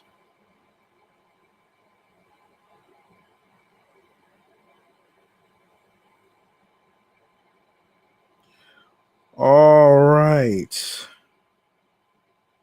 So, all right, tomorrow, Wednesday, September the 2nd, the Mets go against the Rays at 6:40 p.m. on SNY. Followed by Friday, September the 4th, the Mets return to Citi Field as they go against the Giants in Flushing, Queens, 7:10 p.m. on Pix 11. That's Friday. That's on Friday, September the 4th, 7:10 p.m. on Pix 11. Saturday, September 5th, the Giants versus the New York Mets, 4:10 p.m. on SNY. Sunday, September the 6th, Giants versus the New York Mets, 1:40 p.m. on SNY. And yeah, and they go on the road again to Miami. God damn, Miami. So Monday, September the 7th, the Mets go against the Marlins. They got an afternoon game, 1:10 p.m. on SNY. Tuesday. Yeah, that's Labor Day. Yes, that's Labor Day. Tuesday, September the 8th, the Mets go against the Marlins. The game starts at 6:40 p.m. on SNY. Wednesday, September the 9th, Mets go against the Marlins at 6:40 p.m. on SNY. And Friday, September the 11th, they got a Subway Series, but this time is at Yankee Stadium. The Mets go against the Yankees at 7:05 p.m. on Pix 11. Saturday, September the 12th, the Mets versus the Yankees again, 1:35 p.m. on SNY, followed by Sunday, September the 13th, New York Mets versus the New York Yankees. Game starts at 1:35 p.m. on SNY. All right. I did hear that Justin Hangerman is actually starting tomorrow's game. Let me make sure I get this correct.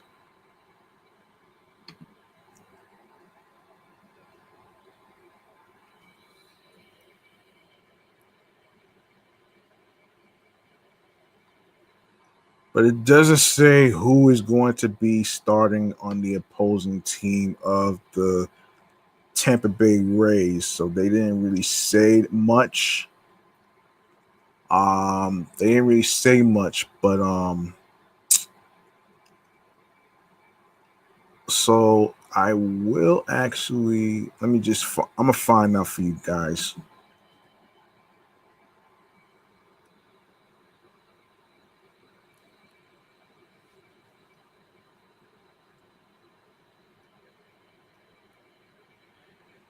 Yes, so Justin Hangerman and Griffin Jacks will be the starting pitchers for tomorrow's game. All right. Remember those names.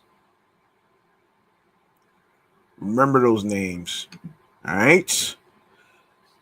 So there you go. I'm about to wrap up here. There you go. I'm going to wrap up here. And whatever sports topics I don't get to, I will cover in the following episodes of this sports podcast show. All right. So let's go to our very last segment.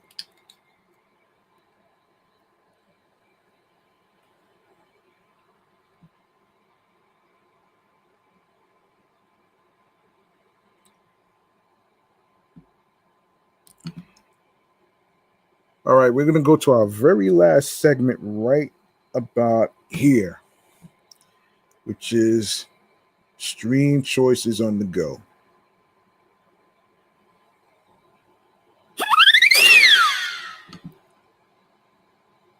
All right, folks, make sure you actually follow Excellent Fun Vibrant Talks podcast on the Sports Edition platform show on Facebook, alongside with Bluesky Social, and of course Threads and Instagram. The same goes for my other podcast shows that I do, which includes the Entertainment Review Show, Meticulous Vibe Juice Podcast, and of course my comedy Off the Meat Rack Chains New York Avenue podcast.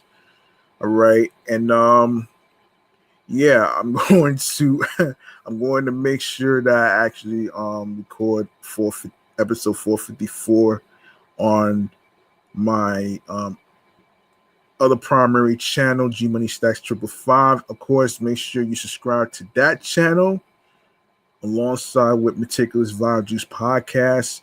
And of course, this sports YouTube channel right here, make sure you click on that subscribe button on the sports YouTube channel page.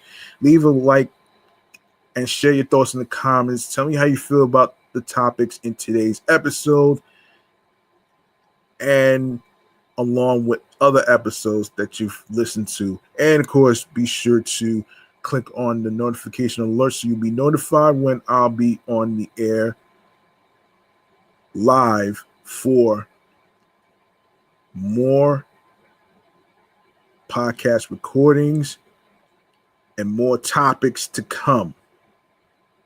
You can even hype up the video. You can even share this with your friends who are sports fans, who are sports nerds, who are into the New York Mets or any other team whatsoever, whether it's basketball, whether it's football, whatever sport you like. I will do everything in my can to cover bases when it comes to sports topics. All right.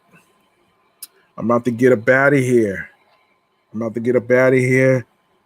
going to do it for me. I'm your man, G Money Stacks, aka the Greg, and Nature rhymes with now or later. And I'd like to take the time to say thank you to each and every one of you. I appreciate you for taking the time to listen and watch on YouTube right here.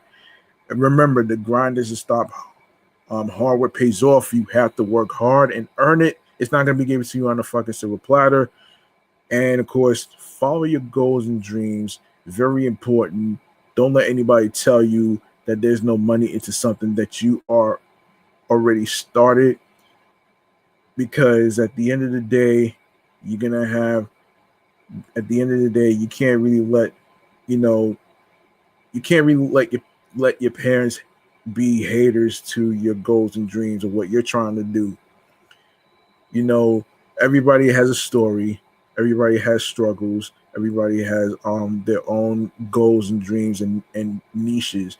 Maybe they're not willing to understand because it's not their cup of tea.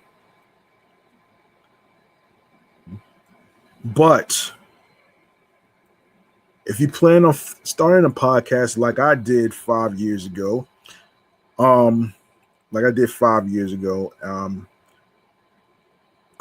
be sure to be yourself behind the microphone. You can cover whatever topics you want to talk about. All that great stuff right there, man. And of course, be on your P's and Q's creatively, mentally, emotionally, physically, and spiritually. That gets you into your zone alongside with tunnel vision. All right. And yes, in the words of Ken Stars, of course, make sure you tune in every Saturday for the Tri-State of Mind radio show, Saturdays at 10 to 11 a.m. in the morning on Hot 97. All right. Shouts to Ken Stars, Linda, and Ray Ray. All right. So stay tuned for more new topics, for more new sports topics in the next episode. And of course, more segments, more of everything, more on Down the Farm in the sports rundown and all that great stuff right there, man. And I am looking forward to watching another game tomorrow to see how Justin Hageman is going to be doing against the opponent that I just mentioned. So yeah. Peace and one love. Enjoy the rest of your night. And I hope you have Labor Day plans. Make sure you plan early so you don't think about things at the last minute. All right. I'm out of here. Peace. Have a good night, everybody.